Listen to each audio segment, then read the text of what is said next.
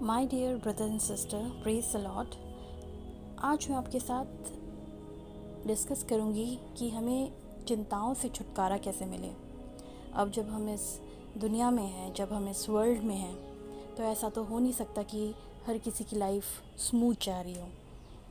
चाहे वो अमीर हो, चाहे वो गरीब हो, चाहे वो मिडिल क्लास हो, हर किसी का अपना अपना जो है परेशानियां हैं, चिंताएं हैं, और उसको हम जज नहीं कर सकते कि किसकी कितनी बड़ी चिंता है।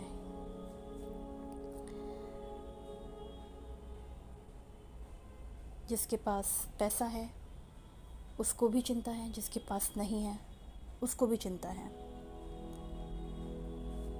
तो बेसिकली हमें इन सब चिंताओं से कैसे छुटकारा मिले, एक विश्वासी के जीवन में कैसे वो इन सब छुटकारों से, इन चिंता के जो जंजाल है, जो शैतान ने जो ये एक जंजाल बुना हुआ है, उसको कैसे तोड़े, कैसे ब्रेक करे, कैसे अपने जीवन में शांति लाए। आप परमेश्वर की संतान बन जाते हैं जन्म के द्वारा नहीं, बल्कि आत्मा के द्वारा नया जन्म पाकर। जब आपके अंदर होली स्पिरिट, पवित्र आत्मा प्रवेश करती है तो आपका नया जन्म होता है। एक दिन जब यीशु के पास निकोदेमुस नाम का एक धार्मिक लीडर आया, उनसे मुलाकात करने आया, तब उसने तुरंत उसे स्वर्ग प्राप्त होने का आश्वासन नहीं दिया। इसके बदले प्रभु यीशु ने कहा कि मैं तुझसे सच सच कहता हूँ, यदि कोई नए सिरे से ना जन्मे तो परमेश्वर का राज्य नहीं देख सकता है। यूहन्ना 3:3। इसमें प्रभु यीशु मसीह ये कहना चाहते हैं, जब तक हम अपनी फ्लैश को छोड़ करके, जो हमारा ये वर्ल्डली डिज़ायर है, उन सभी चीज़ों को छोड़ करके होली स्पिरिट में नहीं आते हैं, होली स्पिरिट के थ्रू नया जन्म नहीं लेते हैं, तो हम परमेश्वर के राज्य में प्रवेश नहीं कर सकते हैं किसी भी हालत में। क्योंकि वर्ल्डली डिज़ायर आपकी क्या हो गई? वर्ल्डली डिज़ायर हो गई जहाँ पे आपका मटेरियलिस्टिक दिमाग है, जहाँ पे आपका प्रॉपर्टी है, जहाँ पे आपका फ्लैशली डिज़ायर्स हैं। वहाँ पे इन सब चीज़ों को साथ लेकर के आप स्वर्ग के राज्य में, प्रभु के राज्य में एंटर नहीं कर सकते हैं। यानी जितने ने उसे ग्रहण किया, उसने उन्हें परमेश्वर की संतान होने का अधिकार दिया, अर्थात उन्हें जो उसके नाम पर विश्वास रखते हैं। यूहन्ना 1:12। यहाँ पे प्रभु यीशु मसीह ये कहना चाहते हैं कि जितनी लोगों ने प्रभु यीशु मसीह को स्वीकार किया कि वो परमेश्वर के पुत्र हैं, उनके नाम पर, उनके अधिकार पर, उनके कामों पर विश्वास किया, जिन्होंने उन्हें ग्रहण किया, उनको वो किंगडम ज़रूर मिलेगी, उनको वो स्वर्ग का राज्य ज़रूर मिलेगा।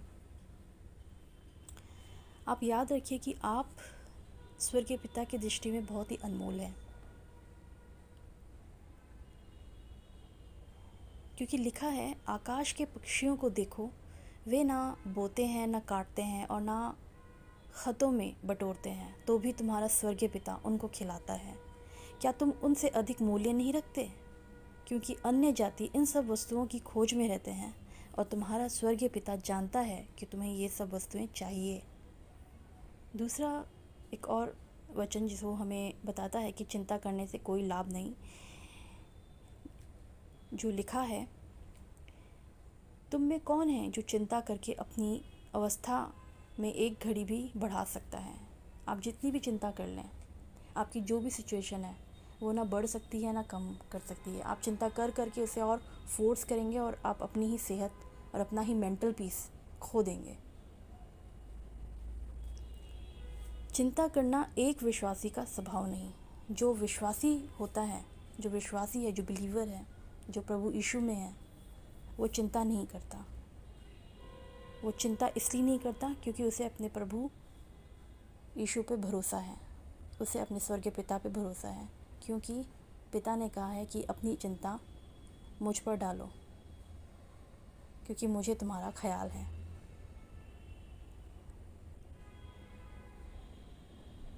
क्योंकि लिखा है, क्योंकि अन्य जाति इन सब वस्तुओं की खोज में रहते हैं और तुम्हारा स्वर्गीय पिता जानता है कि तुम्हें ये सब वस्तुएं चाहिए। अपने विश्वास को कार्य रूप दीजिए।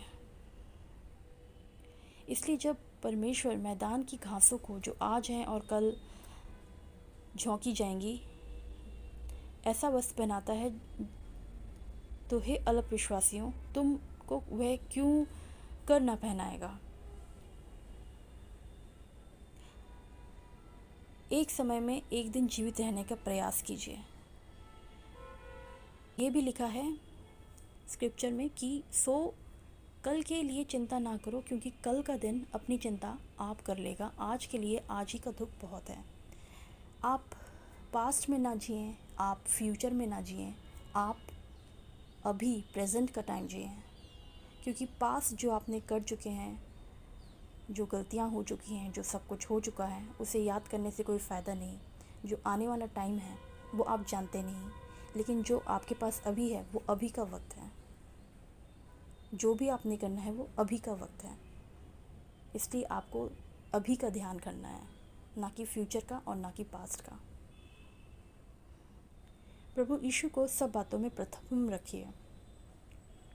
इसलिए पहले तुम उसे राज्य और धर्म की खोज करो तो ये सब वस्तुएं भी तुम्हें मिल जाएंगी।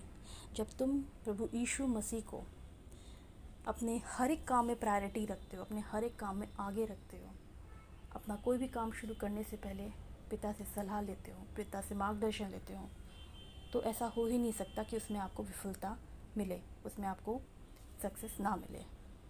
आप चिंताएं ना करें। जब भी चिंता आए, आप इन पदों पर, एक एक पदों पर अपने ऊपर अप्लाई कीजिए, अपने ऊपर लागू कीजिए। इन प्रार्थनाओं के साथ इन पदों को यूज़ कीजिए, और जब आप इसे क्लेम करते हैं अपनी ज़िंदगी में, तो ये आपके ऊपर ज़रूर अप्लाई होती है। ज़रूर आपको सक्सेस मिलती है। ज़रूर आपको छुटकारा चिंताओं से मिलता है। लेकिन उसके लिए आपको विश्वास करना पड़ेगा।